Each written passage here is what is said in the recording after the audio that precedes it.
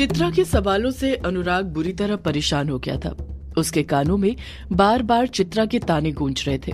वो बुरी तरह चित्रा से चिढ़ चुका था और उसी गुस्से में वो बिना कुछ सोचे समझे बोल पड़ता है, यक्षिणी चित्रा। जब चित्रा अनुराग के मुंह से यक्षिणी का नाम सुनती है तो शॉक्ड रह जाती है। वो अनुराग को गुस्से के साथ एकटक घूरते रहती है। अनुराग ताव में बोल पड़ता है, वहां पर मुझे यक्षिणी मिल गई है चित्रा। मैं उससे बहुत प्यार करता हूँ और वो भी मुझसे बहुत प्यार करती है। इतना ही नहीं, हॉस्पिटल में जो काजल मैंने युग की आंखों में लगाया था ना, वो मुझे यक्षिणी नहीं दिया था। यक्षिणी के साथ मैंने अपनी एक नई जिंदगी बसा ली है। मैं उसी के साथ उठता हूँ, बैठता हूँ, जागता हूँ, सोता हूँ, समझी तुम? इतना कहने के बाद जब अनुराग का गुस्सा कुछ शांत होता है तो उसे इस बात का एहसास होता है कि ताव में उसने ऐसा कुछ बोल दिया जो उसे कभी नहीं बोलना चाहिए था। अनुराग घबराते हुए मन ही मन सोचने लग जाता है, ये मैंने क्या बोल दिया? ये सब मुझे नहीं बोलना चाहिए था चित्रा से। अब मैं क्या करूं? चित्रा को तो सब कुछ पता चल गया। अनुराग कुछ सोचता कि वो क्या करे, क्या बोले चित्रा से, उससे पहले ही चित्रा बोल पड़ती है, तुम कहानियों की जिंदगी से कब बाहर आओगे अनुराग? कब तक कहानियों में ही जीते रहोगे? चित्रा की बात सुनकर अनुराग समझ जाता है कि चित्रा को अनुराग की किसी भी बात पर यकीन नहीं हुआ था। वो उसे झूठ समझ रही थी जो अनुराग ने उसके तानों से बचने के लिए बोल दिया था। चित्रा ने खुद अनुराग के सच पर मिट्टी डाल दी थी। अनुराग को कुछ करने या कहने की जरूरत ही नहीं पड़ी थी। चित्रा अनुराग को गुस्से से घूरते हुए कहती है, कहानियों की जिंदगी से बाहर निकलो अनुराग, वरना एक दिन ये तुम्हें बर्बाद कर देगी। इस यक्षिणी की कहानी ने तुमसे तुम्हारी बीवी और बच्चे को तो छीन ही लिया है, एक दिन सब कुछ छीन लेगी। अनुराग अपने गुस्से पर कंट्रोल करते हुए शांति के साथ चित्रा को समझाते हुए कहता है, चित्रा, मैं ये जो कुछ भी कर रहा हूँ तुम्हारे और युग के लिए तो कर रहा हूँ ना। दिन भर कहानियों में खोया रहता हूँ ताकि हमारी जिंदगी की कहानी पटरी पर आ सके। तुम दोनों से दूर हुआ हूँ ताकि तुम्हें और युग को एक अच्छा भविष्य दे सकूं, हमारे बेटे की सारी ख्वाहिशें पूरी हो सके। बस एक बार तुम यक्षिणी की कहानी पूरी होने दो, फिर देखना मेरा कितना नाम होगा। चित्रा चिढ़ते हुए कहती है, बस करो अनुराग, झूठे सपने दिखाना। युग की ख्वाहिशें पूरी करने से पहले उसकी जरूरतें तो पूरी कर दो। उसे एक पिता की जरूरत है, किसी अमीर इंसान की नहीं। चित्रा की बात सुनकर अनुराग खामोश रह जाता है, पलटकर कुछ नहीं कह पाता है। चित्रा फिर कहती है, अगर अनुराग तुम हमारे बारे में इतना ही सोचते हो तो कोई ढंग की नौकरी क्यों नहीं कर लेते हो? छोड़ क्यों नहीं देते कहानी लिखना? अनुराग चिढ़ते हुए कहता है, चित्रा, मैं तुमसे पहले ही बोल चुका हूँ, मैं कहानियां लिखना नहीं छोड़ सकता, वो मेरी जिंदगी है। चित्रा पलटकर कहती है, अगर अनुराग कहानियां ही तुम्हारी जिंदगी है तो फिर हम क्या है तुम्हारे लिए? अनुराग, क्या तुम्हारी जिंदगी में हमारी कोई जगह नहीं? अनुराग पलटकर कहता है, चित्रा, तुम हर बार मेरी बात का गलत ही मतलब क्यों निकालती हो? चित्रा कहती है, तुम बात ही ऐसी करते हो अनुराग की क्या करूं मैं? तुम आखिर कोई क्यों ढंग की नौकरी नहीं करते हो? अनुराग चिढ़ते हुए कहता है, चित्रा, अगर तुम्हें याद हो तो हम पहले भी इस बात पर कई बार डिस्कशन कर चुके हैं। अब मैं इस बात पर बहस नहीं करना चाहता। चित्रा हामी भरते हुए कहती है, हाँ अनुराग, सही कहा तुमने, हम पहले भी इस बात पर कई बार बहस कर चुके हैं और हर बार तुमने अपनी मर्जी की करी है, कभी हमारे बारे में नहीं सोचा। ना मैंने तुम्हें पहले रोका था, ना अब रोकूंगी। वो तो युग की बहुत ज्यादा तबीयत खराब हो गई थी, इसलिए तुम्हें बुला लिया, वरना तुम्हें कभी याद तक नहीं करती मैं, क्योंकि हमें तुम्हारी कोई जरूरत नहीं अनुराग, हम तुम्हारे बिना भी जी सकते हैं, समझे तुम? अनुराग खामोशी के साथ चित्रा के सारे ताने सुनते रहता है। चित्रा के मन में जो आ रहा था वो अनुराग को सब बोलते जा रही थी, बिना इस बारे में सोचे कि अनुराग के दिल पर क्या बीत रही होगी वो ताने सुनकर। चित्रा कहती है, मेरी एक बात हमेशा याद रखना अनुराग, तुम भले ही एक दिन महान लेखक क्यों न बन जाओ, पर कभी एक अच्छे पिता, एक अच्छे पति नहीं बन पाओगे। बाप के नाम पर कलंक ही रहोगे। तुम एक नंबर के निकम्मे मतलबी इंसान हो अनुराग। अनुराग हैरानी के साथ चित्रा से कहता है, क्या कहा चित्रा तुमने? मैं मतलबी इंसान हूँ? चित्रा अपनी बात पर अडिग रहते हुए बड़े ही कॉन्फिडेंस के साथ कहती है, हाँ अनुराग, तुम एक नंबर के मतलबी इंसान हो, क्योंकि तुम हमेशा अपने बारे में सोचते हो। तुम खुद ही सोच कर देखो ना, तुम खुद ही सोच कर देखो, क्या तुमने एक बार भी मेरे और युग के बारे में सोचा है? अनुराग खामोश रहता है, कुछ रिएक्ट नहीं करता है। आगे चित्रा खुद ही जोश में बोल पड़ती है, नहीं सोचा ना, अगर सोचा होता तो तुम हमें छोड़कर कभी नहीं जाते। तुम मतलबी हो इसलिए हमें छोड़कर चले गए, अगर हमारे बारे में सोचते तो यहीं पर रहते। कोई सी नौकरी करते, अपनी जिम्मेदारियां निभाते। पर तुम तो अब मतलबी होने के साथ साथ निकम्मे और कामचोर भी हो ना, इसलिए काम से दूर भागते रहते हो। अनुराग पलट कर कहता है, मैं निकम्मा कामचोर नहीं हूँ चित्रा। तुम्हें नहीं पता मैं कितनी मेहनत करता हूँ अपनी कहानियां लिखने के लिए। कितनी रातों से मैं सोया नहीं हूँ, सिर्फ कहानी लिखने के लिए, अपना सपना पूरा करने के लिए। पहली बार अनुराग ने चित्रा को चुप रहने के लिए मजबूर कर दिया था। इस बार चित्रा पलट कर कुछ नहीं बोल पाती है। अनुराग अपनी बात को आगे जारी रखते हुए कहता है, तुम खुद बताओ चित्रा, मैं कहाँ से मतलबी हो गया? अगर कोई इंसान अपने सपनों को सच करना चाहता है तो क्या वो मतलबी इंसान है? चित्रा तुरंत जवाब दे बैठती है, अनुराग, सपनों को सच करना, उनके लिए जीना बहुत अच्छी बात है, पर एक वक्त के बाद अगर वो सपने सच नहीं होते हैं तो हमें उन सपनों को छोड़ देना चाहिए, क्योंकि हम उनके लिए बने ही नहीं होते।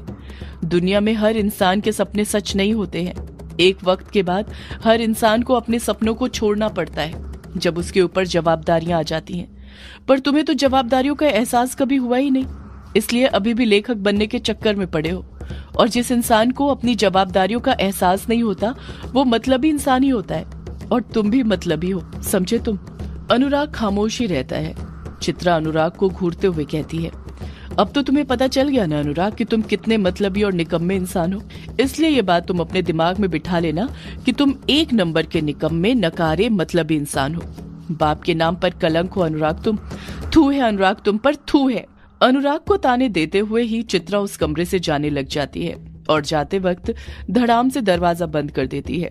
जैसे ही दरवाजा बंद होता है, अनुराग अतीत की यादों में से बाहर आ जाता है। इस वक्त अनुराग अपने कमरे में था और उसके सामने यक्षिणी गहरी नींद में सो रही थी। अनुराग की आंखें आंसुओं से भरी हुई थी।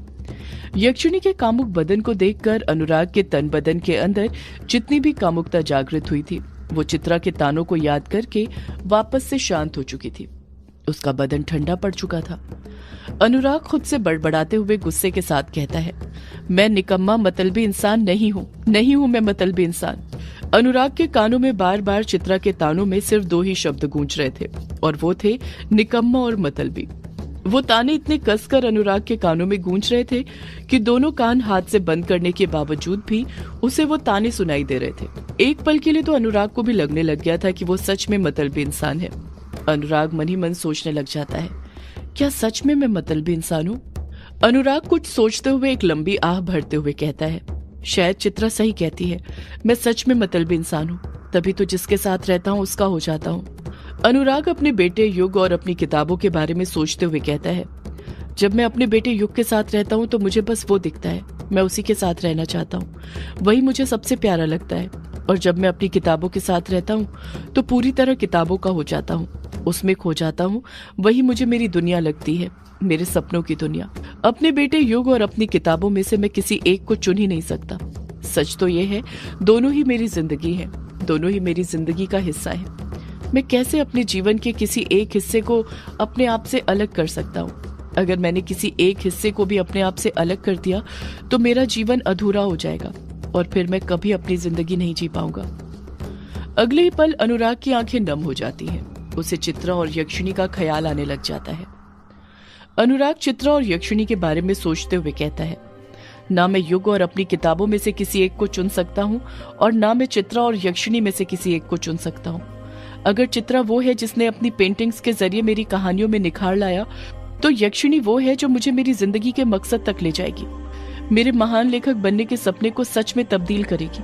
अगर चित्रा ने कदम कदम पर मेरे हर सुख दुख में मेरा साथ दिया है, मेरी कमजोरियों को जानते हुए मुझे अपनाया है, हौसला दिया है, तो यक्षिणी वो है जिसने मुझे अपनी दर्द भरी वो दास्तां सुनाई है जो उसने किसी को नहीं बताई, अपने अभिशाप के बारे में बताया, और हम अपने राज उसी को बताते हैं जिससे हम प्यार करते हैं। यक्षिणी भी मुझसे बहुत प्यार करती है और मैं भी उससे बहुत प्यार करता हूँ, और तो और मैं चित्रा से भी करता हूँ और हमेशा करते रहूंगा, चाहे वो कैसी भी क्यों ना हो, चाहे मुझे कितना भी बुरा भला कहे, ताने दे। कभी कभी यक्षिणी भी तो आखिर मुझ पर गुस्सा करती है, मुझे गुस्से से घूरती रहती है, इसका मतलब ये थोड़ी कि मैं उसे छोड़ दूंगा। अनुराग अपने अंदर का दर्द जाहिर करते हुए नम लहजे के साथ कहता है, कहते हैं इंसान को प्यार उसकी पूरी जिंदगी में सिर्फ एक बार होता है, पर मैं वो शख्स हूँ जिसे अपनी जिंदगी में प्यार 2 बार हुआ है, वो भी अलग अलग शख्स से। अगर हमारे दिल में हजारों फीलिंग होती है तो फिर एक ही फीलिंग किसी 2 शख्स के लिए क्यों नहीं हो सकती? क्यों हम किसी 2 शख्स को प्यार नहीं कर सकते हैं? अनुराग अपनी आंखों के आंसू को छुपाते हुए कहता है, ना मैं चित्रा को छोड़ सकता हूँ, ना मैं यक्षिणी को छोड़ सकता हूँ। अगर चित्रा ने मेरे साथ अपनी गृहस्थी बसाई है, अपनी जिंदगी मेरे नाम की है, तो यक्षिणी तो वो है जो सदियों से मेरा इंतजार कर रही थी। चाहती तो मुझे मारकर अपने अभिशाप से मुक्ति पा लेती, पर फिर भी उसने मुझे नहीं मारा, क्योंकि वो मुझसे प्यार करती थी। ऐसे ही कैसे छोड़ सकता हूँ मैं उसे। अनुराग अपने आप को दोष देते हुए कहता है, सारी गलती मेरी है। युग को, कहानियों को, चित्रा को और यक्षिणी को एक समान प्यार देने के चक्कर में मैं फंस कर रह गया। किसी दो में से किसी एक को चुन ही नहीं पाया। अनुराग मन ही मन सोचते हुए कहता है, चित्रा को लगता है कि मुझे बस अपने सपने दिखाई देते हैं, पर उसे कैसे बताऊं कि उन सपनों में मुझे अपने भी दिखाई देते हैं। बस मैं कभी ये बात जाहिर नहीं होने देता। मैं जितना प्यार अपने सपनों से करता हूँ, उतना ही अपनों से भी करता हूँ। अनुराग फैसला लेते हुए कहता है, ना ही मैं मतलबी हूँ, ना ही मैं निकम्मा हूँ, और ये बात मैं चित्रा को साबित करके दिखाऊंगा, एक महान लेखक बनकर, यक्षिणी की कहानी लिखकर। देखना चित्रा, एक दिन तुम मेरे पास वापस आओगी, तुम्हें अपने शब्द वापस लेने पड़ेंगे। अनुराग उसके सामने गहरी नींद में सो रही यक्षिणी को देखते हुए कहता है, मुझे माफ कर देना यक्षिणी, मुझे तुम्हारे प्रेम की प्यास नहीं, बल्कि तुम्हारी कहानी की प्यास तुम्हारे पास वापस लेकर आई है, और इस बार मैं मकसद से भटकने वाला नहीं हूँ। तुम्हारा ये हुस्न भी मुझे मेरे मकसद से नहीं भटका सकता। इस बार मैं कहानी पूरी करके ही यहाँ से जाऊंगा, चाहे कुछ भी हो जाए। सदियों से है पुरानी ये है यक्षिणी की कहानी। यक्षिणी एक आग है, यक्षिणी तेरा ख्वाब है।